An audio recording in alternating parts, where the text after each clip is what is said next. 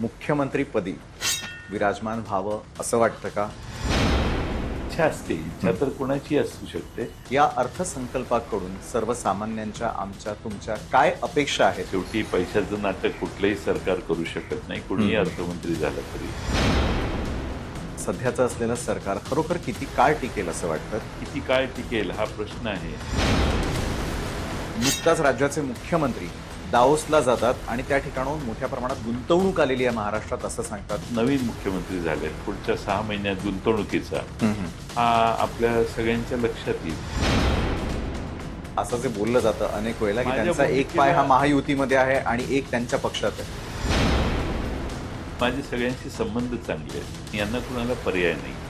पहा cross fire राष्ट्रवादीचे प्रदेशाध्यक्ष जयंत पाटील यांच्यासोबत आज रात्री 7:56 केवळ लोकशाही मराठीवर.